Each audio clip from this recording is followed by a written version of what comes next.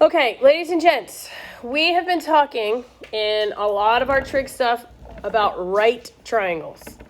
We are not talking about right triangles anymore. That's why we're using the law of sines and law of cosines. No longer can you guys use the Pythagorean theorem because we're not going to deal with right triangles.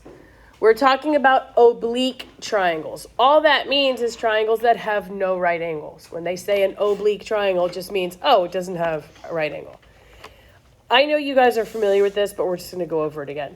Labeling your triangle is important. Not so much the order, but so much where you put things in correspondence with others. Meaning, sides and angles need to be across from each other.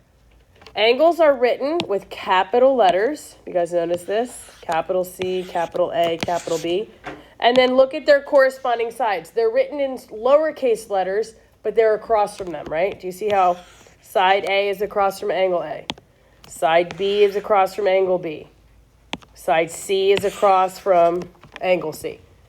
So if you labeled it differently, if you put A on top and B to the left and C, that's fine, just as long as side C is across from angle C. Side A is across from angle A. Side B is across from angle B, right?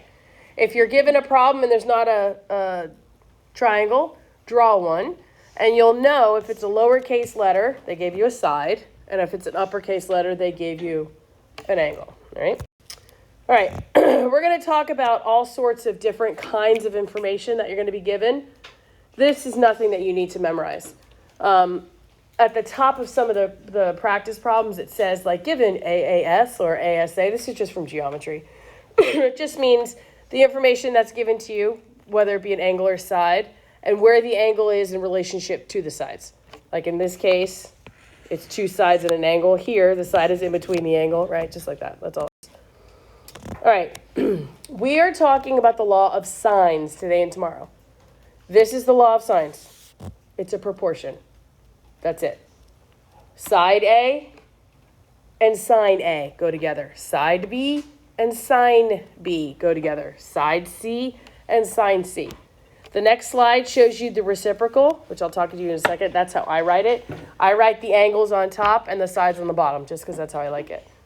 But you can use this law of sines, you can use these proportions to solve triangles because you cannot use the Pythagorean theorem.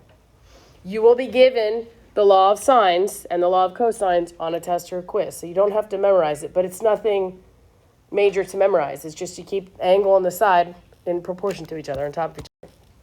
This is the reciprocal way to write it. This is how I always do it. I like the angles on top and the sides on the bottom, but that's just me. All right, so get into a problem. Again, you guys are not going to be given this information up here. Given two angles on one side, they're just going to give you the triangle. If you're asked to solve a triangle, it means find all the stuff that's missing. So if I look at this triangle, figure out what's missing. What are we looking for? We're looking for angle A, right? We're looking for side A, and we're looking for side C. Everybody agree? Yes or no? Okay. Everybody in here should be able to tell me right now how to find the measure of angle A. How many degrees are in one triangle?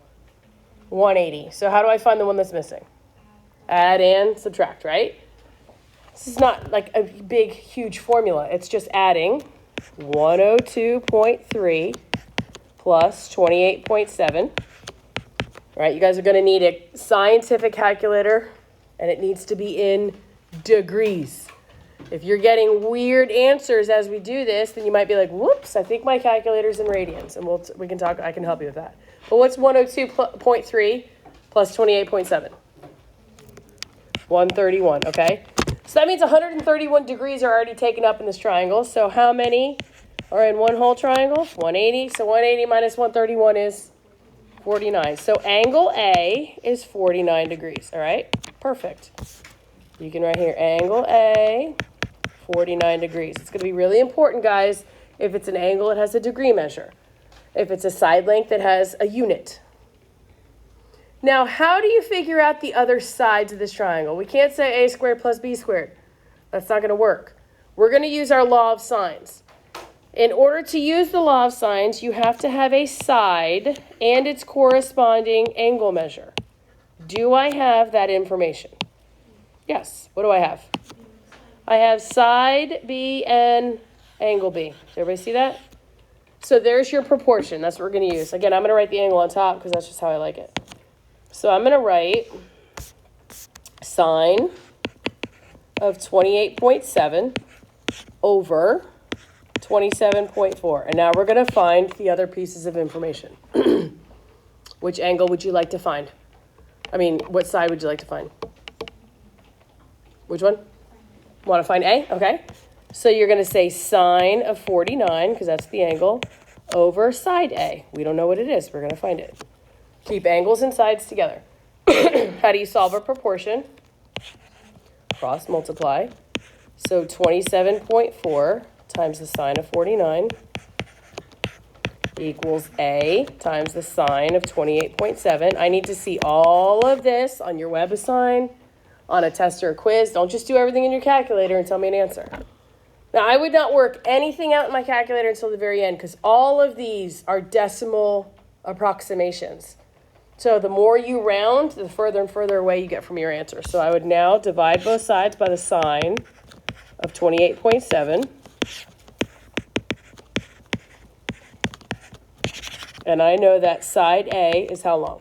What's 24.7 times the sine of 49 divided by sine 28.7?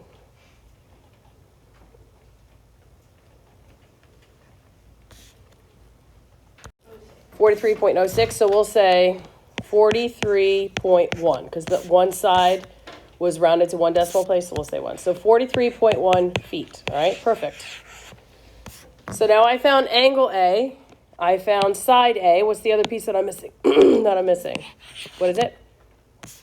Okay, so then let's use the original proportion that they gave us. So I'm going to say sine 28.7 over 27.4 over, and what am I going to write for my proportion? Sine of 102.3 over C. How do you solve this, guys?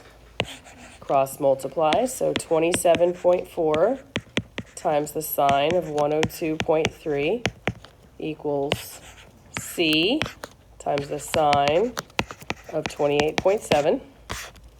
Divide both sides by the sine of 28.7. And C equals how much?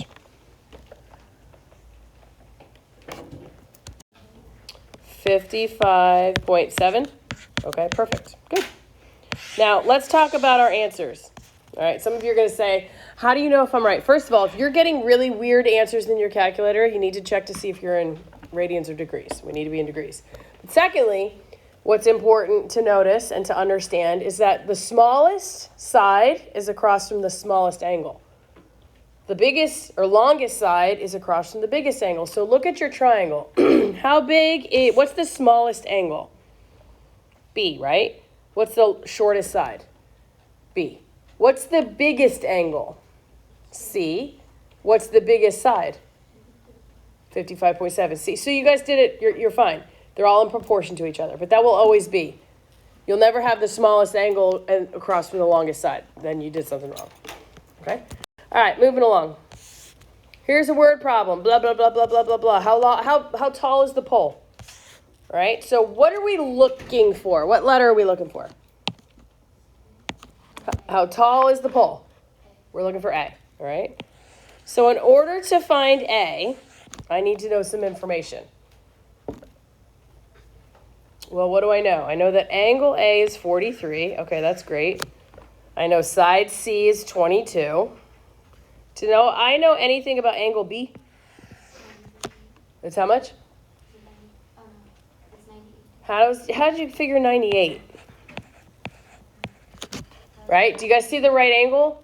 And then do you see that little extra bit that they told you?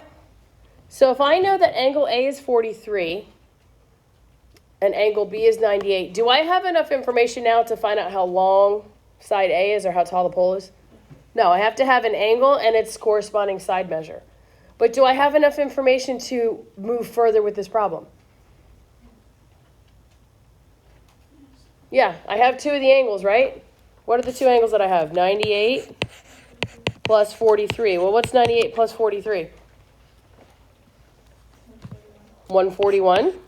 All right, so 180 minus 141 gives me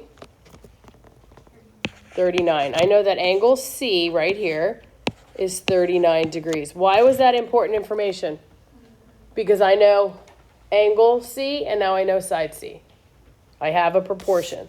So if I'm trying to find A, I'm going to say sine of 39 over side C, which is 22, equals what? What does my proportion look like?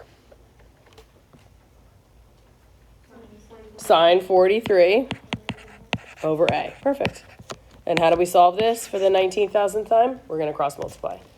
So 22 times the sine of 43 equals A times the sine of 39. Now I'm going to divide both sides by the sine of 39.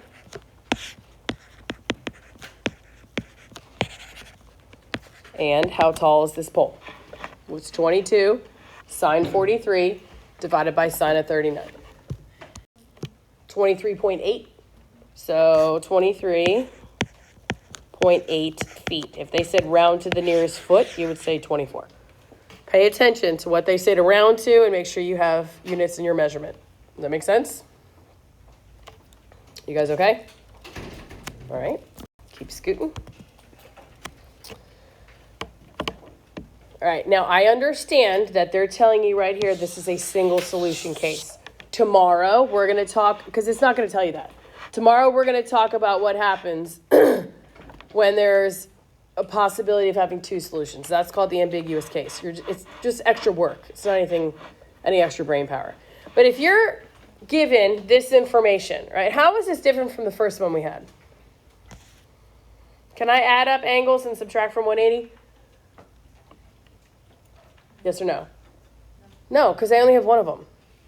So this is where our law of sines comes in, because I see I have an angle and its corresponding side measure, don't I? So that's what I'm going to use to find the missing pieces.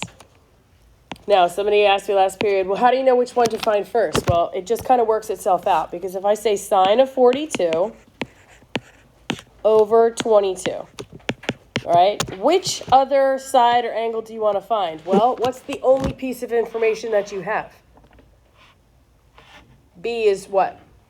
12. So what does that mean I'm going to find first? If I know side B is 12, I'm going to find angle B. So this is the sine of B. Now, how do we solve this?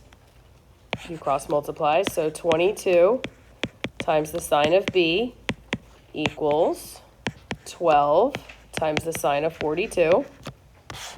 Now what? Divide both sides by. Okay. So sine B equals, okay, work that out. 12 times the sine of 42 divided by 22. Tell me what you get. 0.3649. Now I look at that and I go, wait a second. Angle A is 42 degrees and angle B is 0.3649. Does that make sense? Does that make sense, guys? No. Did I find the measure of angle B? What did I find? I found the sine of B. So everybody look at your calculators. All right, we found side lengths on the first examples. When you're finding angle measures, if you look on your calculator, look at the sine button. Do you see above it how it says sine, what? With a little -1? That's called arc sine. You need to, that's the inverse. So you're hitting second and that sine button, and then you put in 0.3649, at least 4 decimal places. Or a lot of your calculators, you guys can do second sine, second answer. But when you do that, what do you get? How much? 21.4 degrees. Okay, that makes more sense.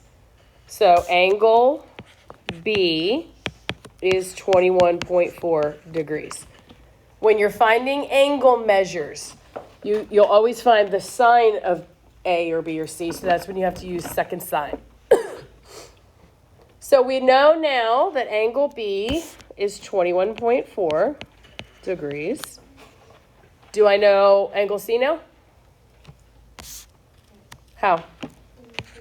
42 plus 21.4 equals how much?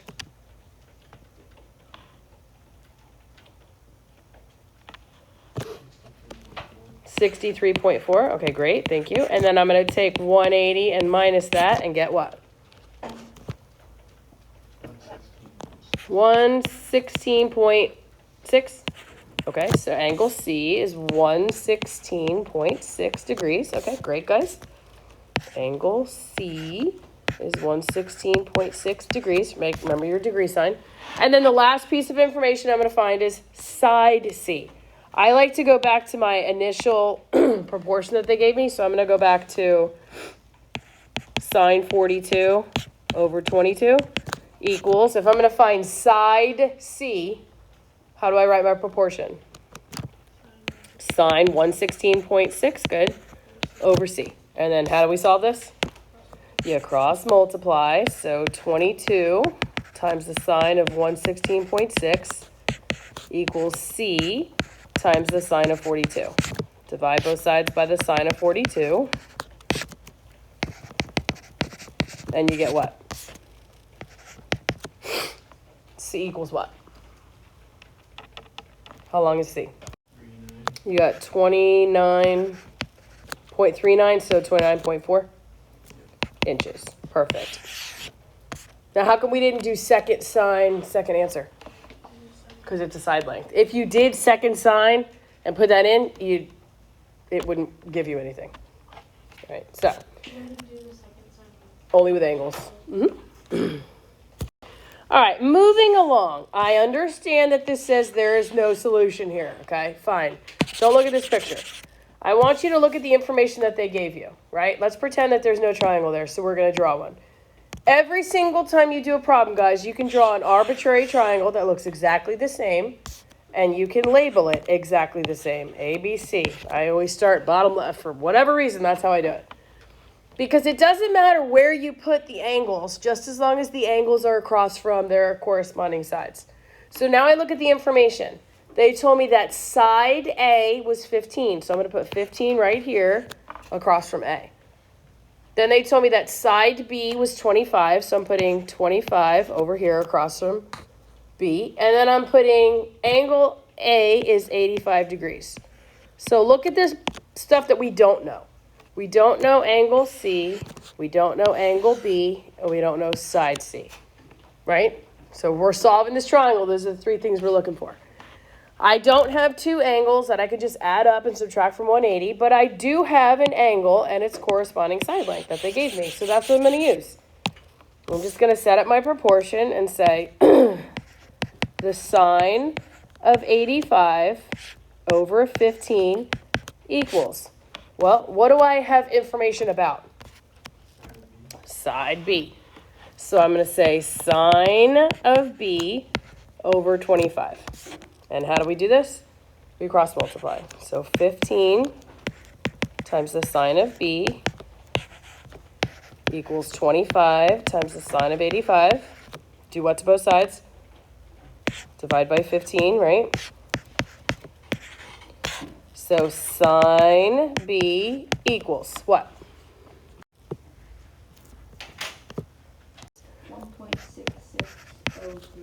1.6603, okay? Did we find, guys, angle B? Is angle A 85 degrees and angle B is 1.6? No. So in your calculator, since we're finding an angle measure, you hit second sine, and you put in 1.6603, or you just hit second sine, second answer. And what does your calculator tell you? Error. Tells you error. It's not because you did something wrong. It's because in this case, no triangle. You can just write no triangle if you want to. No triangle exists. It's not no solution. Just say no triangle, because there's going to be cases where the information that they gave you could not possibly form a triangle. And this is one of those cases. There's going to be cases where only one can be solved, like we already found. And then tomorrow we're going to do something called the ambiguous case, which means there is a second triangle that could possibly be formed. It's very simple to find. It just takes a little extra time. Right? So if you get error in your calculator, don't freak out. It just means there's no triangle. All right, we're going to move on to something super simple. It seems very easy, and then we're done. It says we're talking about area of an oblique. Remind me again what oblique means. There's no what? No right angles, all right? If I asked you guys right now what the area of a triangle was, you guys would say area equals 1/2 base times height, right? Base times height divided by 2. But this only works in what kind of a triangle? Right triangles only. In an oblique triangle, do we have any right angles? No. So we're going to have a different formula. Now, this formula will be given to you. There's no reason to memorize this. There's no reason to freak out. It says 1/2 of b times c times the sine of a is the same as 1/2 of a times b times the sine of c, which is the same as 1/2 of a times c times sine of b. And you guys are like, what? All right, write this down. In order to find the area of an oblique triangle, you need 2 sides and the angle that joins them together, or the angle in between. The angle that joins them together, or angle in between, however you want to say it. That's the information. The A and the B and the C, this A and the C, those little numbers, those are the 2 angles. And then sine of A, sine of C, sine of B, whatever that is, that's the angle that joins them together. Okay, so if you have a question like this, find the area. You don't do base times height divided by 2. All right, now in a lot of cases, they'll give you extra information. They'll tell you that this side is 107 meters. It's just to throw you off, because in order to find the angle of an oblique triangle, you need 2 sides. You guys agree that's a side there? 107 is a side, but I need the 2 sides and then the angle that does what? Joins them together. 107 means nothing. You need the 2 sides and the angle that joins them together. Now I'm not gonna use 1/2. I like to divide by 2. So I'm gonna say, okay, the area for this problem would be 52. That's one of the sides, times the other side, 90.